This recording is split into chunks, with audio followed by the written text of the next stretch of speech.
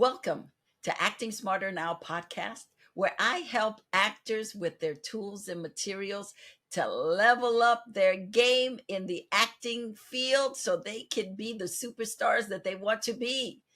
Today, I am so excited. Oh, I forgot to introduce myself. My name is Lydia Nicole. I am your hostess with the mostest. And today I had the pleasure of interviewing a most fabulous actress who I love. She is also the artistic director of the Brown Acting Studios, Miss Joanne Baron. And we got to talk about everything that had to do with acting, the good, the bad, the ugly. And I can't wait for you to hear it. So without further ado, let's go to the interview. So my first question for you is, why did you want to teach acting when you were already a successful actor? A lot of people act, as you well know, for very complicated reasons because fantasy is better for existence than reality. Maybe they come from a divorce family, an abuse family, a drug addicted family. Maybe there were a lot of kids in the family. They didn't feel like they got any attention. And there's probably no amount of acting except the stardom level that people have when they go from job to job to job to job that gives you a sense of belonging, a newfound family, which people do often feel when they're in TV series and in movies. So to keep that continuity going, to have the feeling of connection, to have a place to be creative, to feel bonded in a healthy way to a group of people, I really felt I needed to go to Bill Esper and ask him, could I train to be a teacher? And he adamantly said no many times, because he said, you're going to be a huge star. You know, I mean, he always would tell people, don't say she looks like Bette Midler. But it was kind of like his thing that, you know, I was on Broadway, or I was singing with Whitney Houston's mother, Cissy Houston, or I just had a lot of people interested in me for television or film. The first thing that I got out of the school was like a big lead in a movie with co-lead with, the great director Ridley Scott, world famous. So he really thought I'd make him famous. He said this phrase, by being an actor. And that's what he wanted me to do. But eventually I wore him down because I really felt a little lost in between acting jobs and really felt like I had no continuity in my life. And having my pre-life be a very difficult one with child abuse and a lot of different things. I was prone to being depressed. I was prone to being anxious. And this really was like something that held me together and gave me focus. And then it turned out it was something that God divined that I would have an exceptional ability for, so that the minute I started doing it, it honestly became successful. Unlike acting, where you could be brilliantly talented and not get jobs. Okay, let's talk about your childhood, because we're sisters of another mother. What made you decide as a child that you wanted to be an actor? I think I had a very violent father, and I've chronicled this in a movie that I'm producing and starring in now that has great actors in it, like Rita Wilson and Ed Begley Jr. and Sherry Shepherd. And the movie is called Pawtucket, which is where I was raised, and Connecticut, New Haven, Connecticut. And in that violent environment, the home got fractured. My sister kind of went in a direction. My mother was sort of disassociated and in denial. And I think going into fantasy was a place of pretend and imagination that gave me a sense of safety. Obviously, people often act for reasons like that. Then they find out the business is very rejecting, and they're in shock. Oh, I wanted to be an actress so I'd be loved. Oh, no. Acting is going to have a lot of rejection in it. So you better fall in love with the craft, because if you're in love with what is the side hustle for it, love, appreciation, affection, approval, you're going to probably find out that you're in the wrong business, because it's not the kind of business where those things get given. Or if they get given, they get taken away as fashion goes and comes in acting careers. What was the acting class that got you excited about acting? Like this is it. I had an interesting journey. I first went to HB Studios with Herbert Berghoff, and it was a big class, and I did a scene, and he said that was brilliant. And then I came back and brought the scene, and he said that was terrible. And he didn't even remember that he had loved it the first time. And I think that that inconsistency and lack of knowledge of how to create a craft led me to Bill Esper, William Esper, who was the most high profile teacher from Sandy Meisner. I'd been rejected by Meisner when I was probably about 16 or 17, and my mother took me there, and he said, no, I'm not taking you in the studio. And it was an interview, and he didn't feel like something in the interview didn't resonate for him. But then I went to Bill Esper. Bill Esper had no availability. And then 1 week into his class, he said, somebody had a car accident, they're fine, they're not in trouble, but they have no money, they're getting their car repaired. I don't remember the story, but he brought me into the class 3 or 4 classes late, and then literally said to me, you look smart, you look like a quick study, here's what I taught them in the first 3 classes, come on in. And that was where I found an acting class that I could understand, connected to a craft and a technique in acting, which then gave me something more reliable than just from time to time I'd be good or bad based on whimsy or just natural talent. He started to shape together the craft. I still had very terrible emotional issues. I would cry through the classes. I would, if he said I was good, he didn't say I was brilliant. If he said I was brilliant, he didn't say I was super brilliant. Didn't matter what the guy said. I took everything like, oh, I'm not perfect, I'm so sad. So I still carried all of the damage in my life. But in terms of acting, all that damage was fertilizer for my craft and art. It made a kind of garden, with the fertilizer being the abuse, and some of the pain and anger and confusion. And that fertilizer made me a very alive, very imaginative artist. And so I was good in class. I was one of the best people in class. People were jealous of me. And they particularly didn't like it when I spent the whole time crying, because I was already like succeeding. And who's this girl, sitting in the corner crying? What is she crying about? Because I would get approval, and it wasn't enough. You're saying something that many actors go through early on. All the emotions, they bring all the emotions with them, and they haven't learned how to control them and use them for the craft.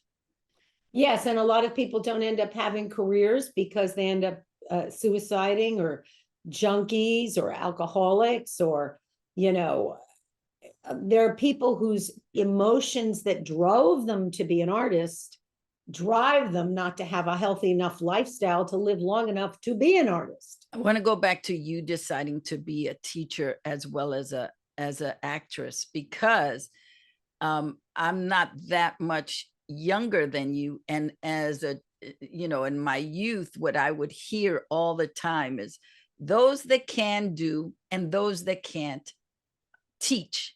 One of the things that breaks that is one of the greatest actresses ever to walk the earth was Stella Adler. She was magnificent. And she was one of the most powerful teachers.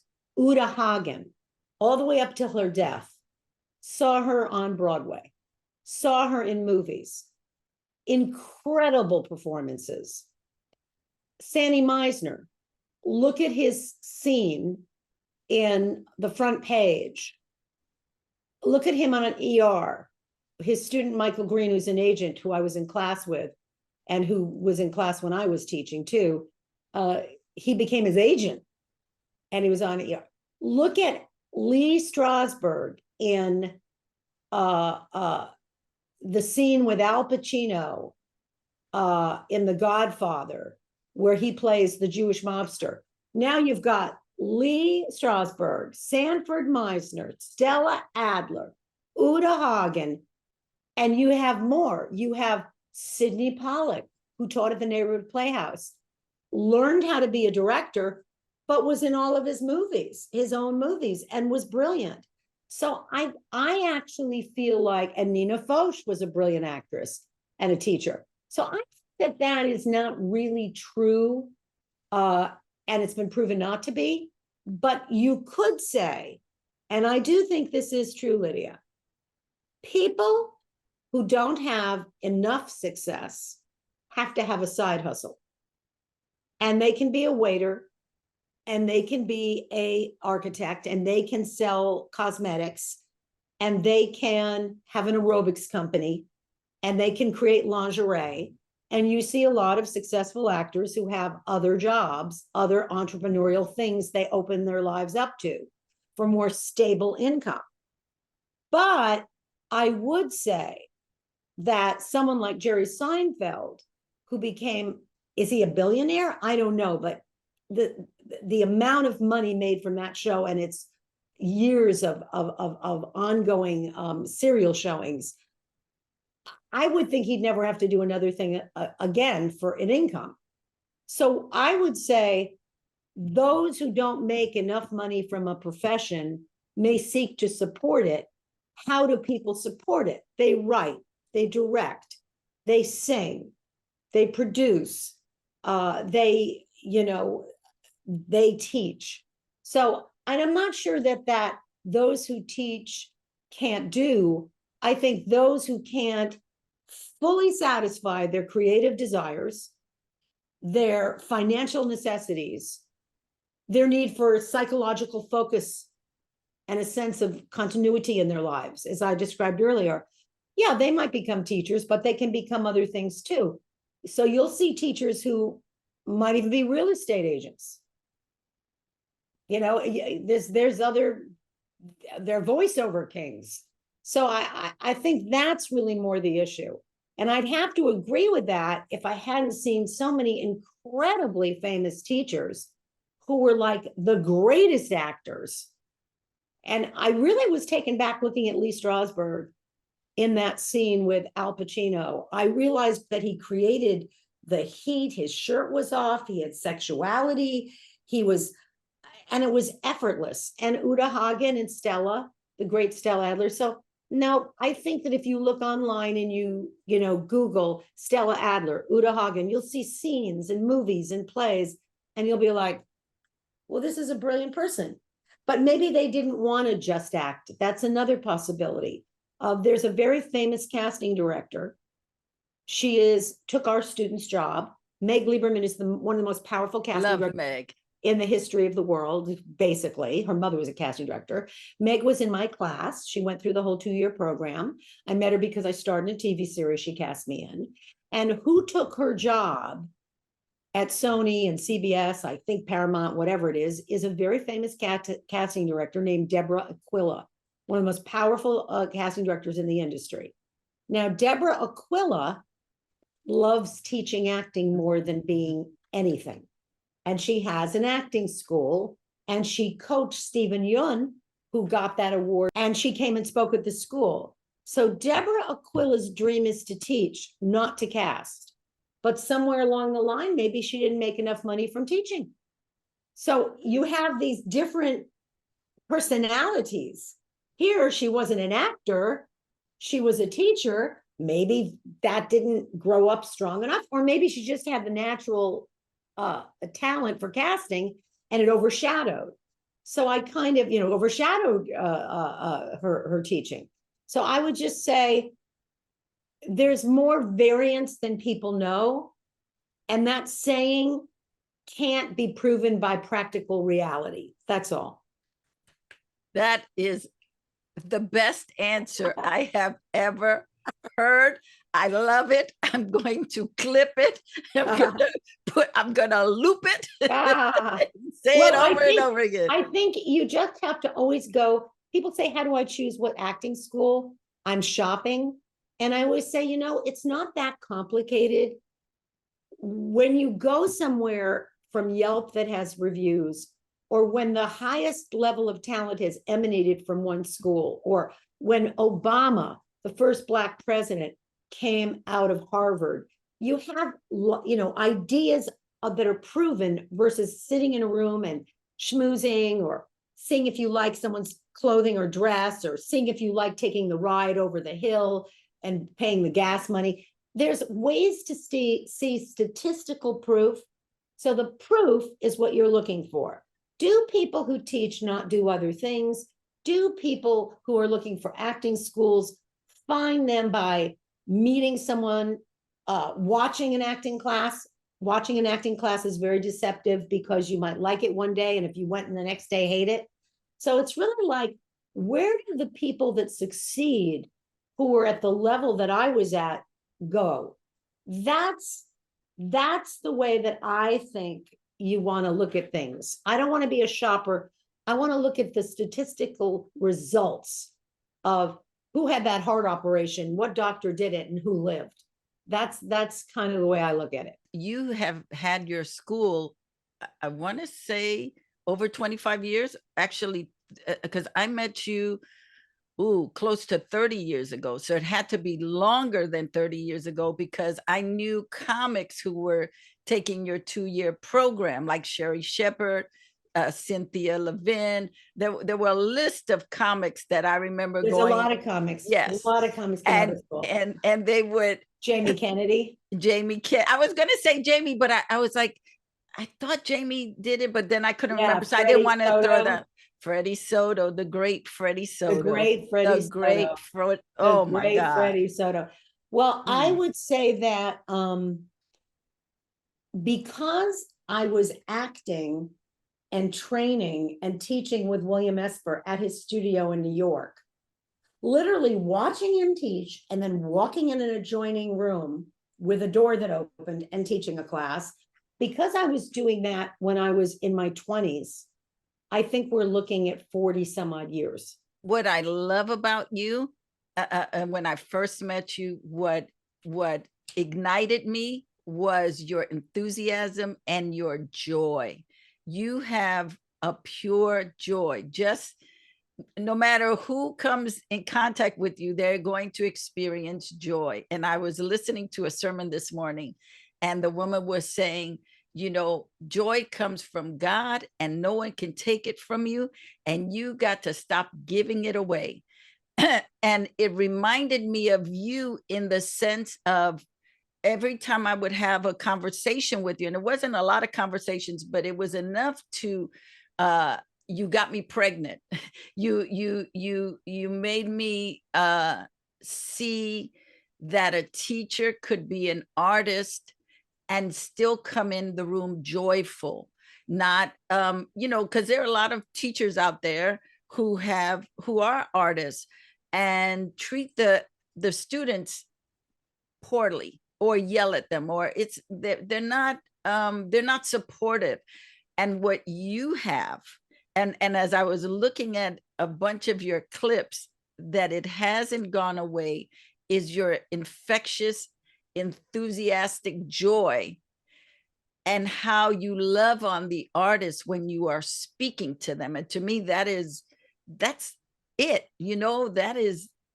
That's where you want to be. Well, let me tell you my thought on that, because that's a very, very profound thing. And thank you so much. I feel like artists, not all, but many, come with certain complicated backgrounds that we've spoken of. And it can be any number of things. It can be a divorced family, it can be a single parent who can't be home with the kid, they have to make a living, it could be anything.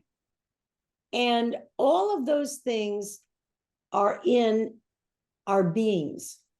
And what do we do with that? Many people in positions of power, like a teacher, who have authority, may not know how to handle it. And many of the most famous teachers could be very terrifying. I had feedback that was profoundly impactful to me, where someone would be scared of me, or they would feel that I was too hard on them. And I made a very conscious decision when I converted to Christianity that I was going to make more important than teaching acting, inspiring the humanization of the student to be deeper more aware, more human. And that if I could make people safe in a way I would want to be in learning, that they would grow. And if someone didn't grow as much as they did with more of a, let's say, harder challenge, I was happier to be less the distracting personality that became bigger than life and let them take front and center with their talent. And I think when you have someone very dynamic who is a kind of God figure, as many famous teachers became, like Lee Strasberg to Marilyn Monroe and James Dean and others, I think it's a distraction that their personality can take over. And the real goal should be that you are raising up people to be on a blank blackboard and express who they are, not live in fear. There's respect, because if there isn't, they don't show up, they don't rehearse, and they don't have any sense of consequence. So there's respect that has to be there. And a proper kind of fear, but not fear because someone is going to bully you or scare you or put you down or yell at you. Fear that this is a valuable thing and I don't want to get thrown out because I'm not rehearsing and I'm not showing up sober. But I do think that that's a process. And I have a teacher that I've worked with who I stopped working with for about 15 years because the person acted out very abusively. And then I went back and started acting with them when I thought that they had found a new way of doing it. And I think the same thing happened to me. I think I became more and more kind and more empathetic. So now maybe a student is rude to me or swears or is inappropriate, and never handle it by going where they are. I stay where I want to be. I don't let them going low dictate me going low. It's a little bit like Michelle Obama. I go high. Now, that doesn't mean I'll keep them in the class if they're swearing and screaming and being abusive or inappropriate, but I'll do it in the most private, gracious way versus get into some kind of confrontation. I don't do anything like that. And I think that my legacy at the end of my career is very different than some of the people who loved working with me, like Meg Lieberman, but who I think have some fear and maybe even some resentment that this mother figure was bigger than life and scary and, you know, brilliant but scary. I don't want to be scary. I would rather be less brilliant. Something I heard you say as I was prepping for this interview that affected me, in that you gave a statement about John Patrick Shanley, and he talked about don't go for the fame, don't go for the money, don't go, I'm paraphrasing, don't go for the money, don't go for the adulation of others, but be of service. Well, he wrote that at the beginning, I think, of one of his playbooks. And he said a lot of interesting things. He's very deeply insightful. Not only is he like a genius writer, you know, so awarded writer, but he also is, he's very personally insightful. And I think basically he said, and I don't remember be of service. I don't remember that part because I read it probably right out of the book when I was teaching. But what I do feel is that he says, whoever you are off stage, you're that on stage. And I feel like there's something about his pain and his humor and his truth that is always there in all his art. And I do always know that people say, if you're trying to be famous and rich, you'll be disappointed because that'll go and come. And there are some things that don't have to go and come. I mean, people don't like to do this, but, you know, there are people like Al Pacino who had play readings every week in his living room. Now, someone might say, well, what's the point of that? Who's going to see it? It's not getting reviewed. I'm not being paid. Well, I guess the point was he was loving the work of it and the community of working on a play. So probably every person in the world who really wants to do something can do it. But when they make the stakes have to be on a certain platform, it can't be with your iPhone that you shoot a short. Who's going to see that? I'm not sure. If I'm not hired to do it and it isn't being, done on a SAG's contract. But there's so many ways that people all over the world are in community theater, write plays, could be online, could use their phone. It's mind-blowing what's available now to be done. But people often just think the only door they want to go through is the A-list Tom Cruise door. And that door list, that list of that door, there's like 2 people who've ever walked through it. I don't even know who else besides Tom Cruise. And he's given up his life to do it. He has birthday parties and anniversaries, and he celebrates everything on set. It's a very narrow life because all he wants to do is make movies.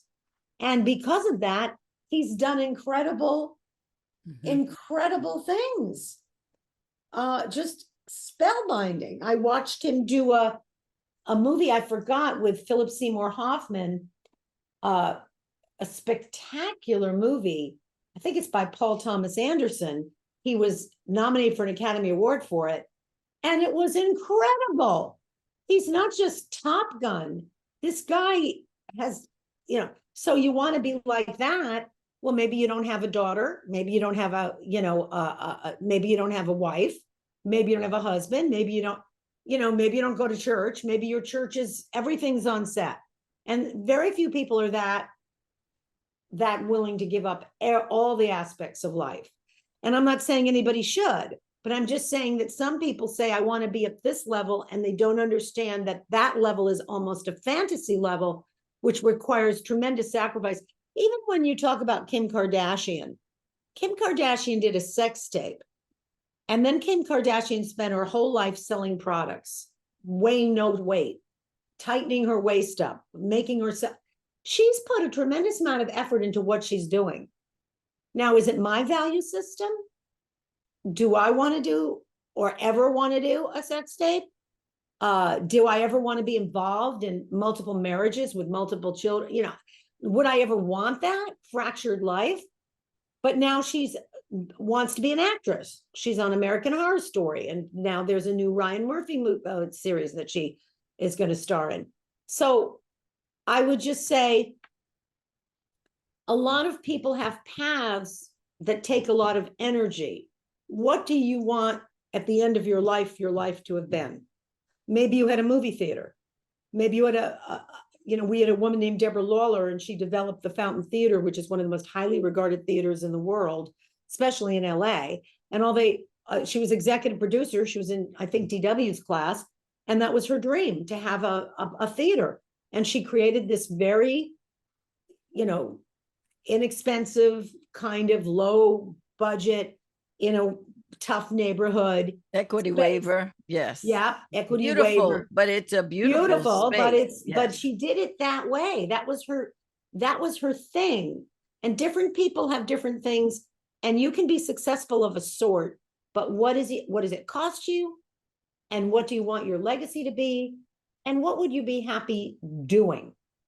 I would not want to make my way to acting through some of the avenues that people might, that really have no training in the craft per se.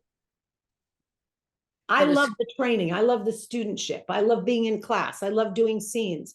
I love learning more from Stella Adler. I love learning more about Sandy Meisner. I love taking voice class. I love the craft, and my path is through trying to get to be better and better at it. That's how I like that path. You were talking about the cost. In the Bible, there's a scripture that says you got to count the cost. Before you do anything, count the cost. And I think that is probably the biggest thing that actors don't do, is count the cost. We want the fame, we want the money, but we don't see all that it takes.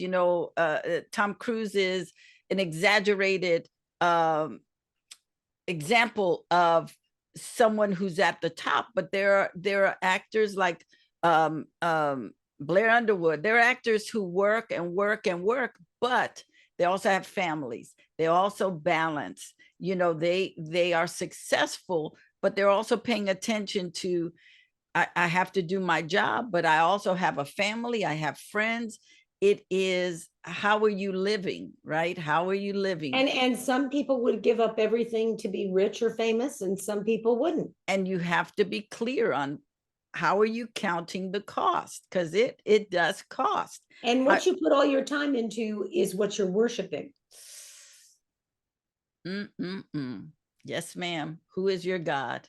Who is your God? And it's easy to fall into the God of a lot of different things, because Yes. life really is, there's so many things that are distracting. I want to go into you're married to an exceptionally excellent actor as well, and the two of you have this studio called Baron Brown Studios out on the west side. And you guys have had it for a very, very long time. So I want to ask you, first of all, what got you two together, and what made you decide, oh, I'm going to have him work with me? Well, I was in a movie for Martha Coolidge, who ironically today is showing two of her movies over on Montana Avenue in Santa Monica. She's showing Rambling Rose, which was, I think, nominated for an Academy Award, at least Laura Dern was, or maybe she even won it. And then Dorothy Dandridge, which was Halle Berry. And probably about which you did. Wait a minute, let me just stop for a second. Yeah. You not only coached her, but you were in it. Yes. And it's a wonderful little piece. Well, I'm gonna get back to that later, because that was on my list to ask you about it. But go ahead. And she did a movie called Joy of Sex, which is not sexy. It was a comedy, and always meant to be. There was sort of a teen comedy that John Belushi, before he died, was supposed to do. And he died. And then Martha got this movie, and she cast me in the lead after she had me in the movie Valley Girl. And she cast DW after she offered him Valley Girl and he didn't take it. And she put him in the movie, and we played opposite each other. That's how we met. The second part is he wanted to take the training because he loved Lee Strasberg when he was a kid, but didn't feel like that answered all of his acting questions and desires. And he saw that Martha Coolidge went to this school, and Colleen Camp, and Lisa Rinna, but this is Lisa Malillo, that class, and Meg Lieberman.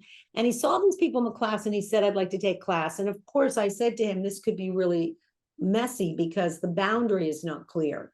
Like, I'm your girlfriend and you're in class with me. It's very, confusing for me. But he felt very passionately that he wanted to take class. I can't say it was easy because I was teaching someone, and, especially now that I'm a Christian, the man is the head of the household. It's kind of, but even if before, when I wasn't Christian, it never was very easy because he's a very brilliant, intellectual, challenging person. And it's awkward to have a personal relationship. So I wasn't really crazy about teaching him, but he really wanted it. He loved the technique. He thought it was far superior to anything he'd ever done. And he thought it improved his acting. And he was really digging it. And he's always been a writer, and he thought it really helped his writing. So then he got out of the school, and he said, would you train me to be a teacher? Because all the people at the school had trained anywhere between, I'd say, 3 to 5 years after taking the training for 2 years. So they'd take the training for 2 years, and then it would be like 3 to 5 years in addition, that there's a whole other level of training that goes on for teaching. Because learning it when you're acting is very different than learning it when you're teaching. It's like med school, being a patient versus going to get your your master's degree. So long story short, he trained, and then he became a teacher. It wasn't really in my mind that I was pursuing him being a teacher or working with me, but he loves acting. He loves teaching. He loves writing. He loves directing. So it's kind of almost slightly natural and unavoidable. We developed a way of working together that worked very well, that I was the artistic director over the teachers, but he honestly was on his own orbit as a senior head teacher and co-owner. I don't think that that thing works out, in my opinion, if you try to be your spouse's boss. And I don't think it would work out male to female or female to male that easily. I don't think it's just a gender thing. I think it's confusing. And I think it was great that I could figure out a way to be the artistic director and run the school with all the other teachers. And he was able, through what he learned, to use his own talents and brilliance and be a teacher in the school, teaching what we teach, but not with me being his day-to-day boss, so to speak. But that also speaks on the God in the two of you that could have balance and separate ego. Because I think a lot of ego crushes relationships, especially terrible. in Hollywood. Terrible. But we also had different things. Like we went to a biblical counselor, one of the most brilliant men I've ever met, Elwood Hale. He's passed away.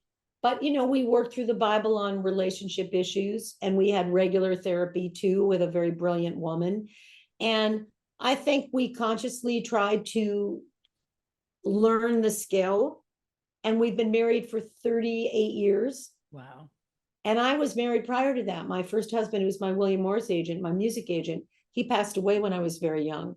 But I feel like a successful relationship is really, for most people, a lot of consciousness and work and willfulness to make it work. And I don't think people maybe always understand, unless they're just blessed that they come from two backgrounds that just beautifully meld. I have seen that almost very rarely, but I have seen two people, especially faith-based people, come together and they have less conflict. I have seen that. But no, mostly I've not. seen it too, but I also have seen that it takes a lot. Going back to, it takes a lot of work. Whatever you do in life takes a lot of work. Relationships, Absolutely. business, Absolutely. career, having children, it takes a lot of work, because you got to be a perpetual student no matter what you're doing. I totally agree. I totally agree. And I think the idea that if it was right, it would be easy is very, very distorted. Well, that brings me that I'm gonna shift into this because of what you just said. You have a 6-week program, yes, that you offer. Yeah, it's in the summer, coming up in July. Okay, and so it's every July you offer it, or we have we have 3 classes, different times and days in July. We have 2 classes in August.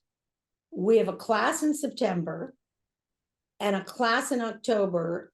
We have 2 6-week winter classes, and we have a 6-week spring class. So we periodically start 2-day-a-week classes, and we periodically start 6-week intensives that are 3 days a week. So we have options. The next thing we're enrolling is the 6-week intensive starting in July. But again, it's July, 3 different days, night and a weekend, or maybe it's 3 different days during the day. And so we have options for people. And we have Zoom. At the same time, we teach Zoom. Oh, excellent. And do you also still do the 2-year program? The 2-year program is in pieces, and really always kind of was, but I think people don't always realize, if you took the 6 weeks, you might not have been aware of it, but there are people that we evaluate and we say, do it again. This training isn't right for you. You should continue. Same thing is true when they continue and they finish the whole first year. Don't do second year, do first year again. This training isn't right for you. You're enrolled in second year. So there's a few stops along the way of evaluating people. Is this the right work for you? Are you progressing? How do you feel about it? This is the teacher we suggest you continue with. How do you like that teacher? Would you like to, we take it in steps. A lot of people, I think that there's a 2-year program, period. But there's really more of a first and second year, and you can take first year and then get invited back to second year or not. Or you could take the 6 weeks. And there are people who've taken the 6 weeks and not continued. Kevin Sorbo, who played Hercules, he never took any more than the 6 weeks. Osvaldo Bivandenez, who's a huge Spanish star, and came here and did The Good Doctor and starred in this brilliant tour de force lead on that series, which is one of my favorite shows. But he only came for the 6 weeks. And so we have people who have taken the 6 weeks and for various reasons, ours or theirs, don't continue. We have people who take the whole first year. Robin Wright, the great actress, brilliant tour de force actress like a Meryl Streep, she took the first year, and many years later, after many big successes, had said to me, can you show me a little bit about second year? And sometimes we get people who are so successful, like Parker Young is an actor. He has done like 10 series leads in the course of the 2 years he trained with us. So he'd get a series, he'd do that, then he'd come back, then he'd get another series. So it's an interesting mix. But is there a 2-year program available? Absolutely. Does it go from the beginning of acting to Shakespeare? Absolutely. Does it cover and sequence every piece? Absolutely. And is it the pure Bible that Meisner had that Esper took? Yes, absolutely. And do most people love the work and want to continue it, whether they're auditioning and booking jobs or not? Yes, most people, once they start, get so improved and start to have so much more opportunity that they go with it. And it's great. Larry David came out of the training, and Leslie Mann, and brilliant actress, comedian, and all of the stand-up comics. And you have major directors and writers like Jason Hall, who wrote for Bradley Cooper, American Sniper, and then he directed Thank You for Your Service with Miles Teller. There's so many different people, even agents and managers like Michael Green, Chaz Boseman's agent. So I feel like it's a training program. As well as singers. You've also trained singers. Yes, Carole King, the great Carole King. Rick Springfield. Springfield. Carlisle. Yes. And Mick Fleetwood. Fleetwood. Yes. Yes, amazing people in music. And Roddy Chung, who's probably one of the great violinists of our time, touring with rock bands. There's just a tremendous use for this work as one knows themselves and knows humanity and can tell stories through dance. The head of Alvin Ailey, choreographers like Mariah Carey's choreographer, Brian Tanaka, all of the different varieties of ways to tell stories through body, through voice, through writing, through directing, lighting, costume. It's the funnest thing that, Leslie Mann's sister is a world-class costume designer who took the training. I love Stella's books where she talks about costume and how that informs the character. And, it's just really wonderful to see people expressing who they are in a true way and using storytelling. And we produce movies. We've done quite a few movies, and we always try to focus on diversity because we always are trying to open doors and build bridges. So our stories always have, an element of diversity. The movie that I wrote, That's My Life Story, has a very pivotal character in it. That's a biracial girl who changes everyone's lives. And so it's a very beautiful thing to have an art community and to have it have such impact and to have it make so many decades. This isn't what we tell people. We don't tell people date when you come, but there's been a lot of major marriages coming out of the school, and their children then come. So Mitch Gaylord, the Olympic champion, met Deborah Gaylord, and now they have 3 children who've gone through our training. Wow. I want to pivot slightly for a second, because you have a wonderful short that's cut up in pieces on YouTube called Joanne Brown is Here. Oh my God, that movie, that eight pieces. I think And there's more. I think there's actually maybe 13 or 12. I oh don't know if they're all up there. no, they're not. And so it's Yeah, just yeah, eight. But yeah. so funny, so enjoyable. The piece with you and Robin Wright, the piece with the guy from The Roots. It was so kooky and fun and delicious. I just wanted to say that, and we can go back to asking other questions. Joanne Brown is here is an example of something.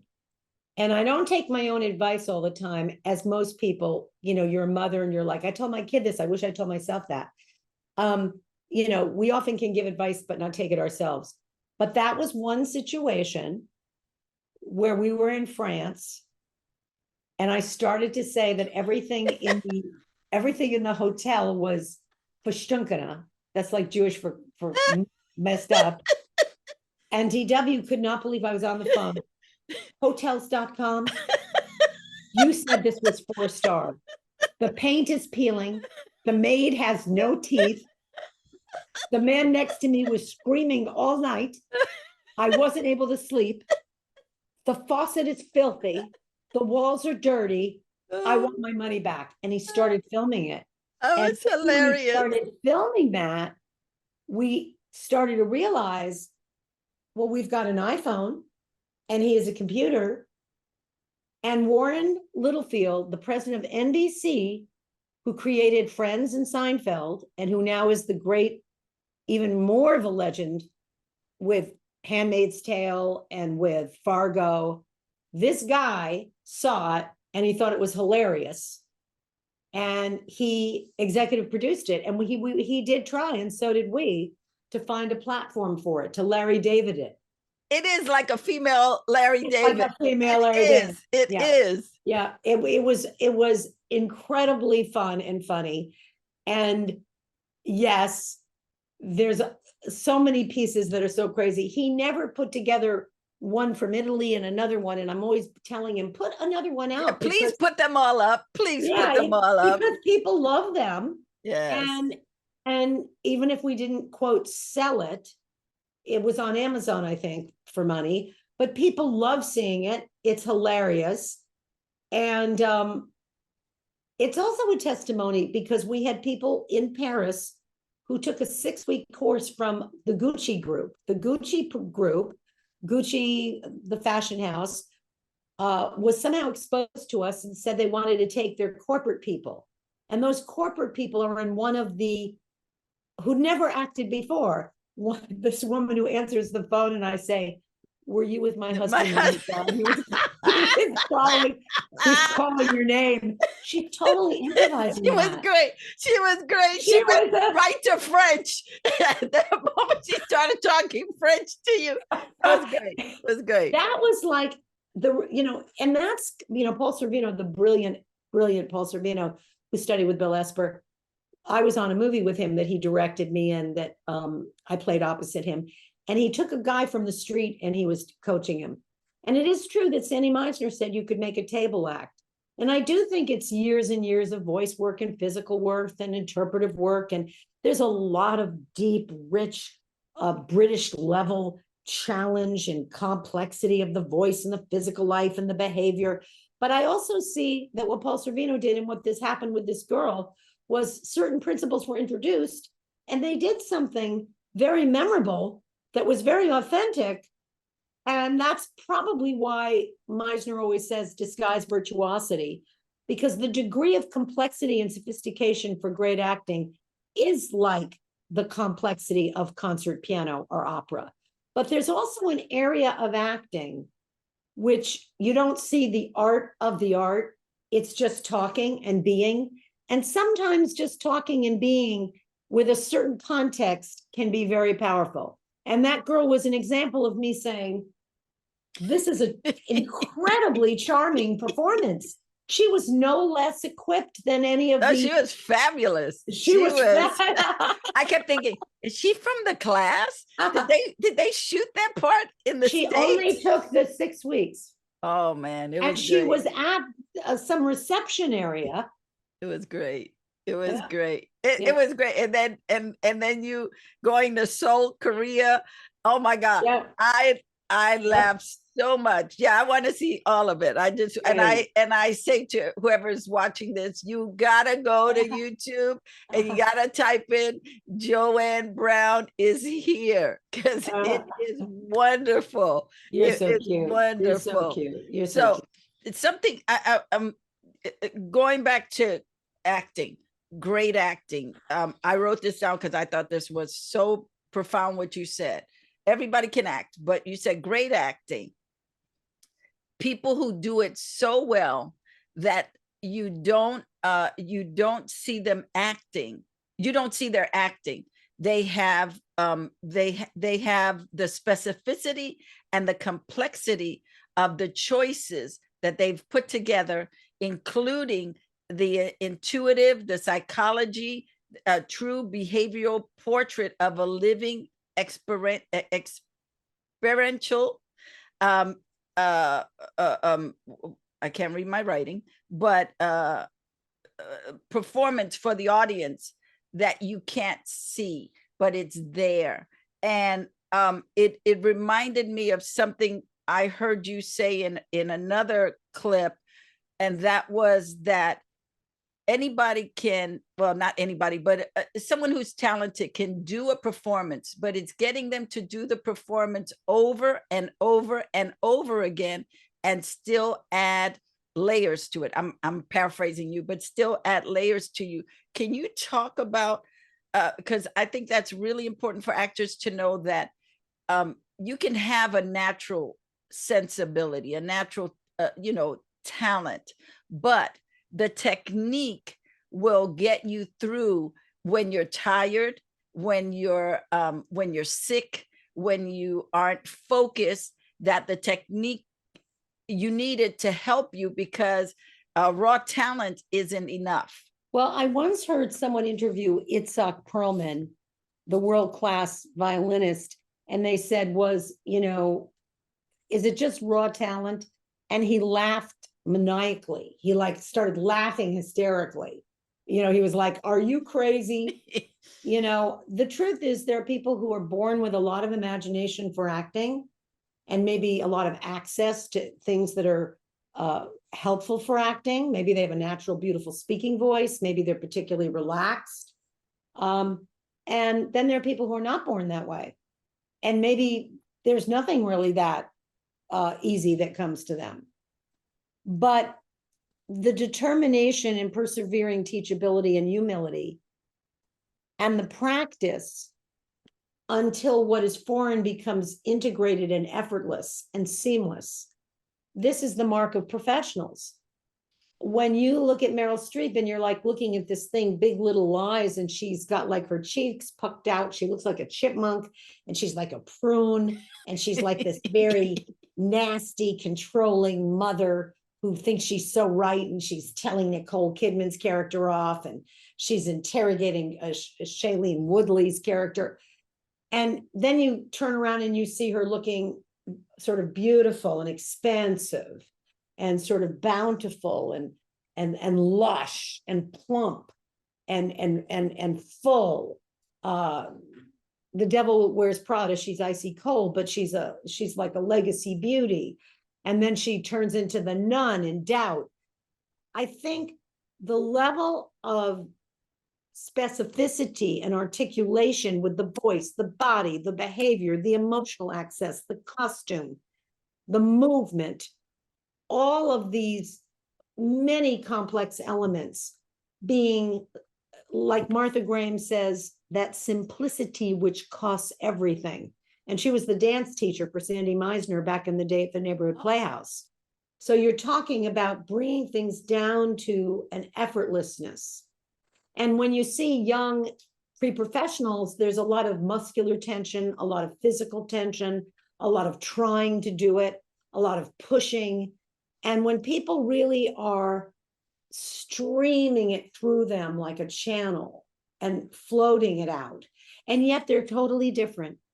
And yet you're like mesmerized by how they're able to capture elements that are so unique to each true character and the writer's intent.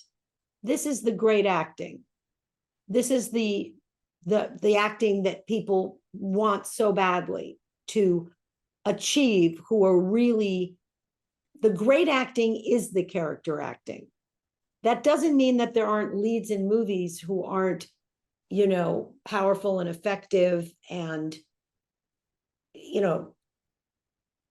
I was almost going to say, that Meryl Streep was playing like a lead instrument in Kramer versus Kramer, but actually that was a complex character, a mother who abandons her child.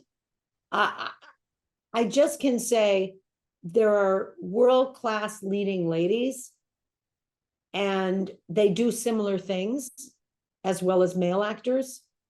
And then there's people who change every time you see them to be in tune and complement with their striving towards the truth of the writer's intention. And if you really pick up a play and you really read it and you really say to yourself, how does this person walk and talk and feel and move, and what is being demonstrated in this scene that I am to dramatize and behavioralize and emotionalize, and what can I bring to it that is mine alone? That is an enormous amount of work. And I just don't know if people understand it's not just memorizing and talking and having a costume.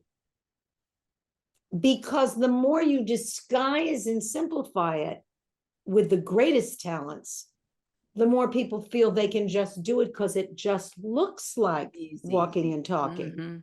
And when you sing, most people recognize they can't hit a note. And when you dance, most people recognize they can't leap across the stage. But when people see you walking and talking, they can identify, if it's done on that level of professionalism, all of the complexity that went into it. And I think that's why people don't always respect acting and think that it can be done easily. Now, by the same token, a minute ago, we were talking about a girl who only did very little training, was herself, and was usable. So I think you have some interesting case that I've made, which is she didn't really have training in acting, but she had enough training in acting to do something simple and improvised. Could she have done Shakespeare? Could she have done Arthur Miller? Could she have done, a lead in a movie? And then you have people who are so adept, so skilled, so masterful that you can't even tell they're acting. And you better believe what went into what they created was very, very complex. Well, you are a scene stealer. Um, uh, what I learned is a lot of your roles end up in the trailers, and we can't say that about a lot of people. So I love that you are not just a teacher, but what you teach, you do. So you're talking about the complexities. And if someone is to go to IMDb and just look at your reel, they'll see all the different characters. And it is beautiful to watch. I love acting. I love actors. I love the craft. I could talk about it forever. And I love the subtleties. When I get to see an actor bring subtleties that I know they work so hard to craft in, it's like a beautiful quilt, that someone took so much care with. And to see the work that you have brought in uh, onto the screen, onto the small screen, you have me laughing, you have me crying, and the fact that you have played family members of serial killer multiple times says something to me. Be it Mike Myers' mother, or be it the sister of a serial killer, and you do it with such grace. It is so lovely. It is so lovely to watch. I mean, it just is amazing. And to know that you are in the world helping other actors get there, because it is an art to be an actor, and be generous enough to show another actor the way to go. Here's that, it's like, I'm going to show you how to get down the mountain. Come on, let's go. And it's treacherous going down the mountain, and you got to have your gear going down the mountain, and you may not eat for days going down the mountain. But the fact that you are a guide taking each actor down the mountain, you and your husband taking the actors down the mountain and saying, you got to be careful here. This is where it gets really slippery. So, because acting, I believe that acting is good medicine. And we learned it very much during the pandemic, when everybody was sheltered in place and all they had was streaming and television and movies to get them going. And it is those parts sometimes that changes someone's life, because they saw something on the big screen or the small screen that gave them that aha moment. But it came because of the writing, the directing, and the acting that all culminated to say to this person, hey, you could do this. It is so beautiful. I wanted to get in a little bit about Sidney Pollack, because he's one of my favorites. And the fact that he was Sandy Meisner's assistant, people don't talk about that, but he was his assistant working his way through. So, and I know that he came to speak at your studio. So I want whatever you can tell me, I want it. Well, I'm trying to remember if he came. I actually think, I think he did come, but what I actually remember is his daughter came after he passed away. I remember meeting him and him talking about Nicole Kidman, who was working on something, and with him, and him saying, wait, do you see her in this? I think my feeling about Sidney Pollack is he's such an extraordinary example of Meisner's impact, because he went to him as a student, and then he became a teacher, and then he was coaching actors for various things on set, and when directors couldn't get them to do things. And then the production said, you need to direct. And he started directing. And then he was directing, but he had that wonderful talent where he could be in Tootsie with Dustin Hoffman and play his agent, and be with Tom Cruise in that Thriller. He just had so much talent and was so interesting, and yet was one of the great directors of all time. And underrated. He's a little, I think he's a little underrated. We don't put him up there, but he did drama, he did suspense, he did comedy, Brilliant. I'm not aware of underrating him, but that's because, if I say to young people now something about Marlon Brando is like the acting god, but not everybody in those acting classes now even knows who he is. So it's kind of like, to me, I've never underrated Sidney Pollack, but what is the reference point for people as these generations go? Do they continue to study? There is something real, and it's not just middle-aged complaining. There is something real about people not all knowing their history of the art form, and not all having really studied the great works. It's not true of everyone, but it's true of many people.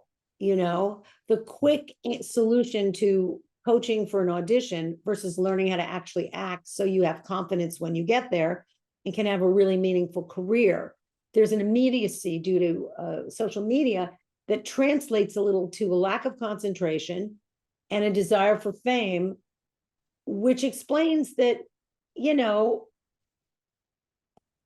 someone who might be an influencer might be given the opportunity to do a role that they don't have the skill for. And maybe people won't have the skill to see they don't have the skill, because it takes a certain degree of education to know what you're looking at. You know, if I went to an art museum, I'm not going to tell you that I know what my best friend who's a painter knows. And if I was in a doctor's office, I'm not going to tell you, you know, what my student who's a world famous heart surgeon, who is an actor also, could tell me about anything about medicine in someone's heart. But I think the disguised virtuosity in acting that we're talking about, that simplicity that is professional effortlessness, confuses people what is complex and unattainable. And Absolutely. I think then it may be both history, time, social media, but I imagine you're right. I imagine if I went into any acting class at my school right now and said, who knows Sidney Pollack? If they don't know Marlon Brando, there's a pretty good chance they don't know Sidney Pollack. No. There's a guy right now on social media who is selling his course, how to learn acting in 7 days. I want to pull every I want to pull every joint out of his body. He said, I will teach you acting in 7 days. In 7 days. I couldn't hold myself back. And I said, this is so ridiculous. And it is I'm going to show you what I've learned, and you can do it in 7 days. And I was like, that's bad. I mean, can you imagine if someone got on and said, I'm going to make you an opera star or a ballerina or a doctor? Worse than that, I'm going to make you a surgeon in 7 days. You will be able to do heart surgery, lung surgery, intestinal surgery on anybody. It is tragic. And that's one of the reasons why when people say to me, how do you choose an acting school? I say, you know, even if you went and watched a class, if you don't have the education to know what you're looking at, you might be impressed by something or not impressed by something.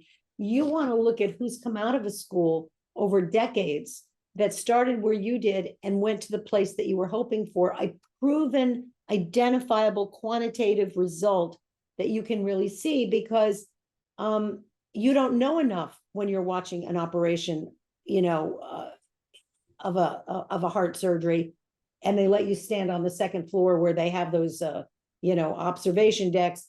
You're looking down at what? You have no idea. You don't know what the tools are. You don't know what scalpel that. Why are they using this one as opposed? Yeah, they could be killing the patient.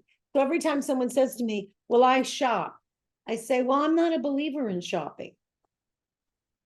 And it's not a question if you meet the teacher and you like them or you want to date them or have a beer with them. It's a question of you go somewhere for a purpose. If you went to a doctor, you'd hope he'd save your life. You know, okay, you want to like the guy enough that you're not feeling that he's, you know, someone you have a conflict with, but he doesn't have to be your best friend. He has to be the best heart surgeon and save your life. Let's talk about shopping, because that is such a great way of putting it. A lot of times you have actors who go, well, I took a class for a month. You know, I took a scene study class for a month and now I'm ready. And you might have learned a little technique, but you did not learn the foundation. And so you cannot compare to, maybe you learned one scene, maybe you were in a class where you got to do one scene in a month, because that's usually how it goes now. The classes are full. And if you get to work once a month, that's a lot. Or you saw some classes on YouTube and now you're ready to go. Talk on that. I think that I am in an acting class now, and I have been professionally working since before I was 20. And I'm in a speech and voice class, and I'm in a breathing class, which has to do with private class, which has to do with getting grounded, because one of my issues might be that I could get anxious. I think you want to take a basic training program that is very comprehensive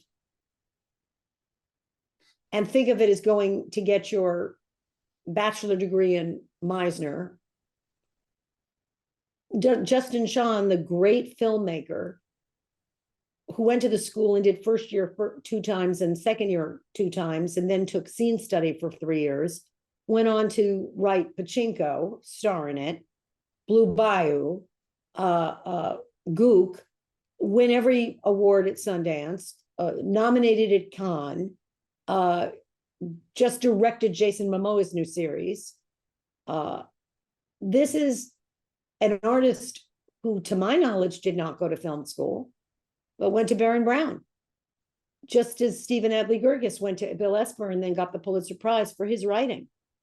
My belief is you go to a place to get the information needed to pursue professionally. And at that point, you might go out and write 10 screenplays or do 10 movies. Maybe they're short films, maybe they're non-union, maybe they're union, maybe you do 2 plays. And then as you develop your art form, you see what you want to strengthen. I've been working this long, doing it this long. I've noticed this issue. I'm going to work on that. I notice my voice isn't as strong. I'm going to work on that. I feel like I am not as specific in my performances. I've looked at them on tape. I've looked at them in self-tape. I would like to go to a script analysis and see if I can improve it. Maybe I want to take second year again. We allow people to come back and they have a different commitment structure when they come back. So in second year, you get the script analysis. First year is emotional, imaginative, experiential, shared circumstance work, which is similar to doing a scene like improvised in Larry David. It's all the information that would be you in a circumstance improvised. Second year is reading all the great scripts, breaking them down, planning a performance, and then living it like a first year accident. So by the time you do first and second year, you should be able to listen, answer, emotionalize, be specific about the relationship, construct shared circumstances, understand the writer's intent, the period, the place, the sexuality, the education, the class level, the location, the physical life, the vocal life, all aspects, and then plan like a dance choreographed, a performance choreographed, and then live it like an accident. Ooh, that is good. Who does the teacher get coached by? I have a guy that I see. I'm a little bit shy to mention who, because I don't know if you remember what else I said. But I mentioned something at the beginning of this podcast. So I'll just say this. I look for someone who has knowledge, the greatest knowledge of character work, interpretation, script analysis. And I look for someone who is safe enough for me personally, especially with my background. So I don't know how many great teachers are left in this world who have that level of Stella Adler Meisner complexity. All the Meisner work, the emotion, the imagination, the connectedness, the playing of moments, the script analysis, breaking down actions, breaking down emotional life, the Stella work with the costume and the behavior, animal exercises. I don't know who has it. And the historical facts, because Stella was very big on, you had to know the history, you had to research it. You could not get on the stage without knowing the life of that character. I studied with her for 4 years. Oh, wow. You talk about the great, she would let you know, she was, I am the great Stella Adler. And she was. She was a brilliant, but you look for someone with all of that information. I investigate. I study things. I saw a guy who was a speech teacher, a speech and voice teacher, and he was on the documentary for Heath Ledger. And I said, oh, he has a master class in Ireland, 4 days. And I wrote, he didn't write back. But I thought, where can I go to improve? And sometimes I try things. And sometimes the people I try to speech and voice teacher, and I actually hurt my voice. So I feel like you find through your own knowledge, and you have extreme knowledge, okay, who could add something? Who could give me something? And sometimes what they give you, it doesn't have to be the great, the only. It's the work itself. If I haven't acted in a long time and I go back to the first year improvisations, I may get so much out of listening and answering and taking my attention off myself and relaxing and emotionalizing in a way. I may get so much out of that that I'm not trying to look for the person who won the Pulitzer Prize. And in our school, Tom Patton, Elaine Williams, Sharon Hogg, Ann Drayman, Mary Riley, Lisa Melillo, Charlie Boone. We have people who've been there 35 years.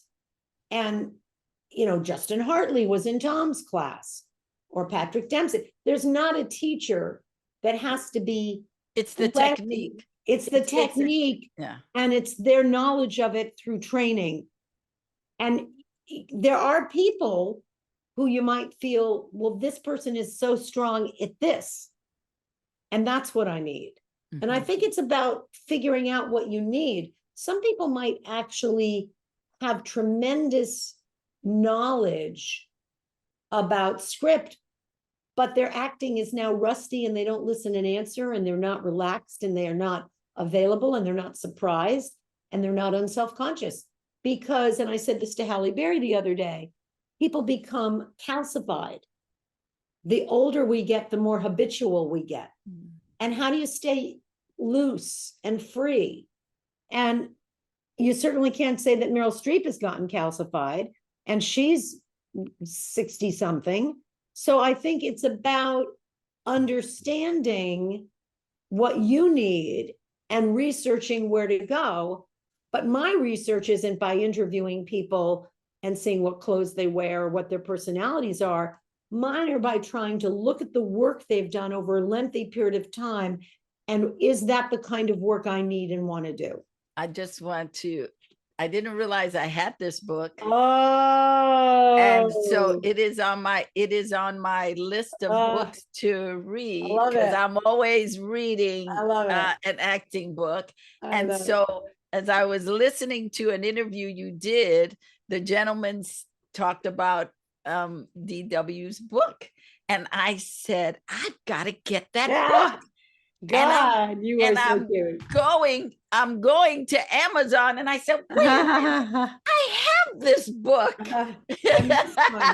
He's got one called You Can Act on Camera. There you go. So Zoom, because the good thing about the pandemic is that it gave us Zoom to be able to have classes when we can't get to another place. I just did a whole teaching on studios that offer classes in Hollywood on Zoom for people around the world who want to study with Baron Brown or whoever.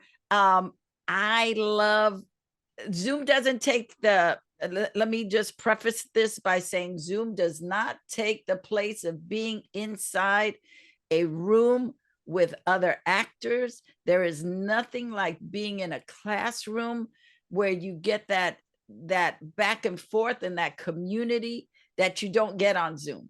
But if you are an actor in another city, another state that you cannot be here, what a wonderful opportunity to be able to take a class on Zoom and get and at least start getting the training. So tell me about your Zoom classes, just in general, that you offer. We have in every class, almost every class, as a carryover from COVID, people in person and people on Zoom. And we have had tremendous success with Zoom. We had an entire class that the great Sharon Hogg taught for 2 years. And that class created an incredible theater company in Paris, an English-speaking company in Paris called the Big Funk Theater Company, which in honor of John Patrick Shanley. And they are thriving and are just fabulous. led by our alumni. We have seen people who have done the entire training online go out, do a self-tape, and have incredible leads in film, and even on major iconic theatrical theater stages. I think that what can be done through Meisner technique online is a little unique, because it is a technique that has a beginning, middle, and end, and a sequence that is trackable. So I think it's very effective. And I will say that one of the classes I took as an actress was very difficult, challenging scenes. Arthur Miller, The Price, very challenging material. And I did it on Zoom.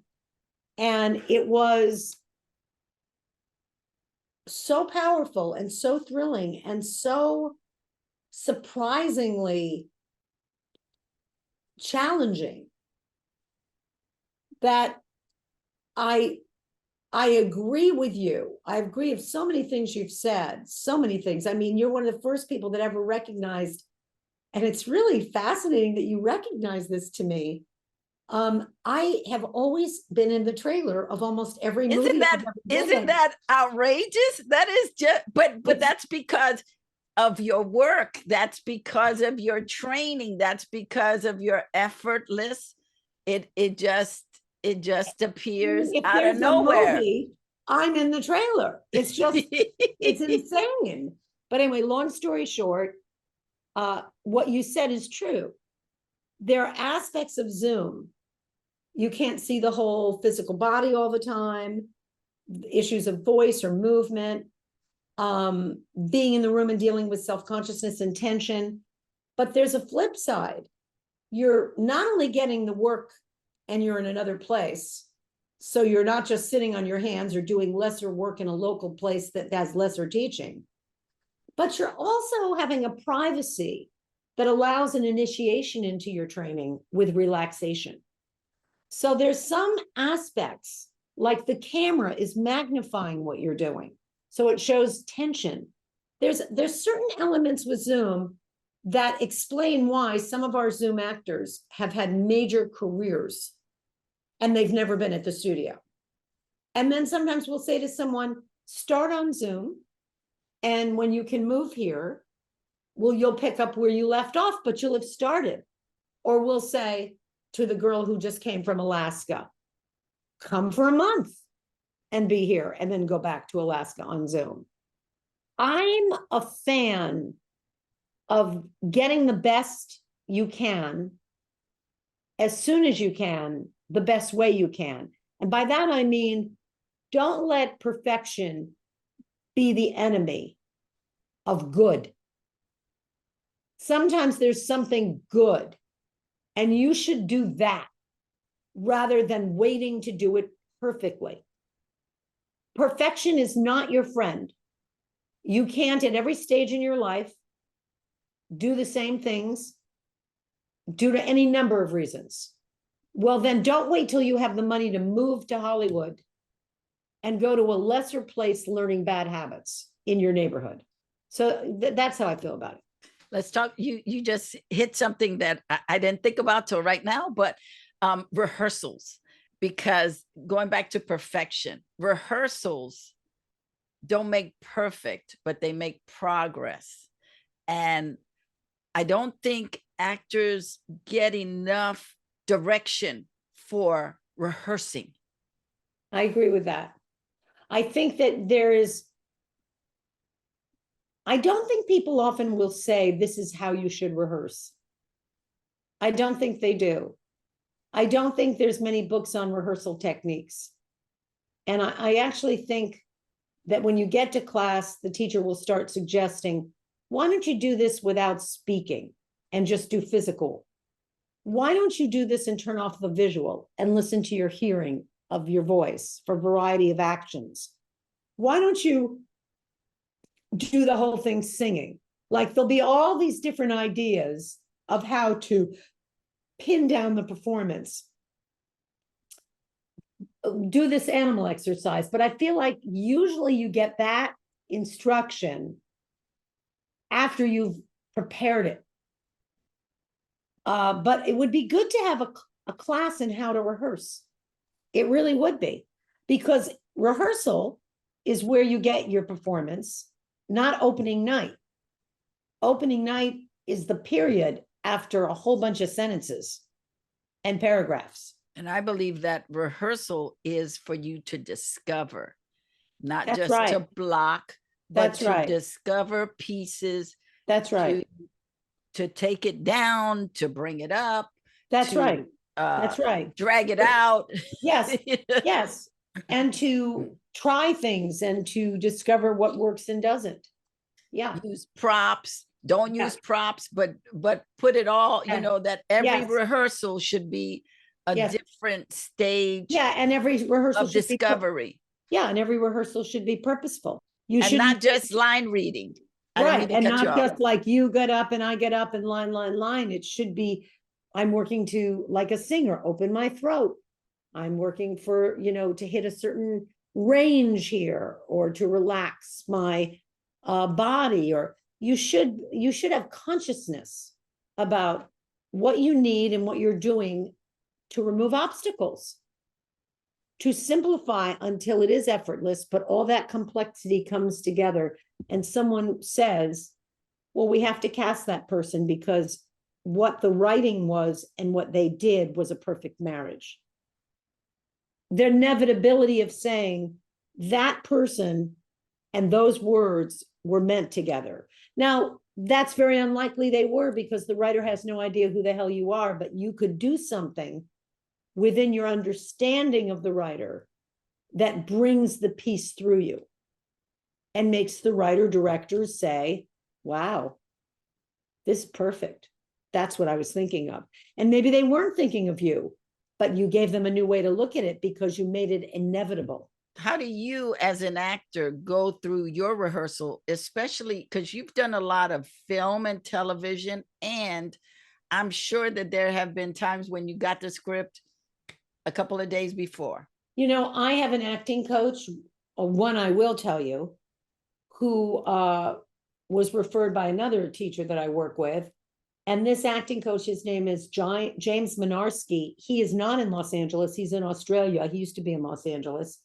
And I always go through every audition with him. And I do a lot of self-tapes. And when I'm given the choice to be in person or not, for Halloween Ends with David Gordon Green, the callback had to be with him on Zoom. And I just had a callback for a big series and they had to have it in person. But I will say there's advantages in both ways. If you're with people, they'll direct you. If you're not with people, you can give them a few choices and you can perfect what you see. I've learned an awful lot from taping with Skytown Entertainment, Jane Petroff, who works with me, and I see what I've done and I can assess, I want it more still, I want it deeper. You may not get every job, but you could use every audition to develop further skills. That's excellent. I want to end with asking you a couple of questions as an actor. I'm going to have you change hats right now. Okay. From the artistic director of Brown to Joanne Baron, the scene stealer. You're about as cute as they come. I'm gonna have to send you money after this podcast.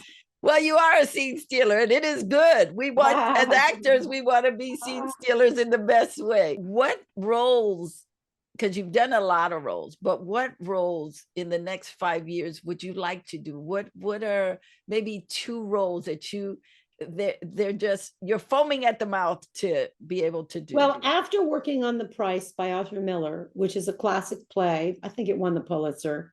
It's like the closest thing to Death of a Salesman that he wrote. I could see myself playing that part and just loving it because it's such a beautiful part and it's so right for me. And I had such a joy doing it. And I had such confidence doing it.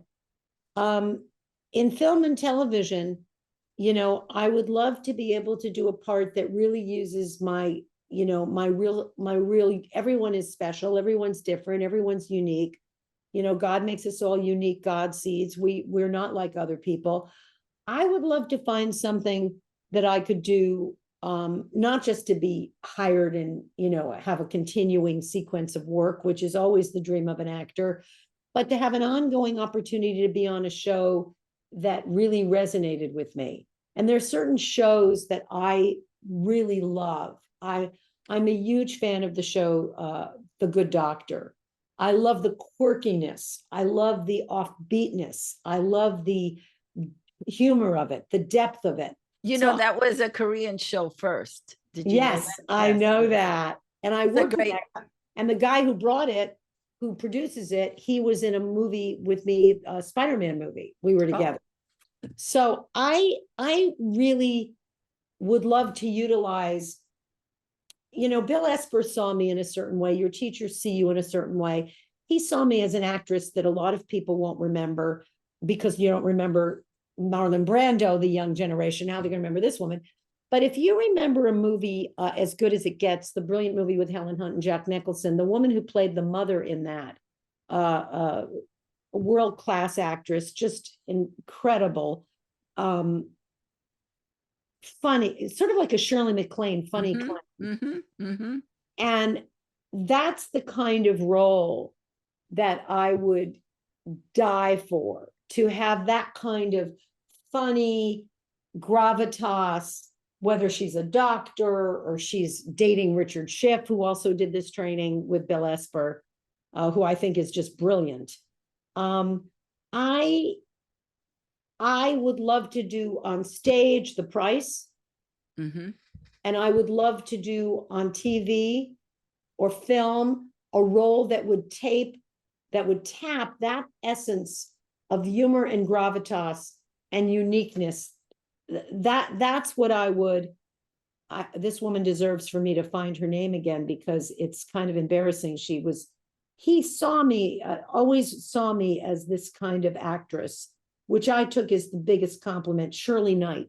Yes. I took that as like Diane Keaton, Shirley Knight, Allison Janney, Frances McDormand, that kind of incredible, rich, funny, unique.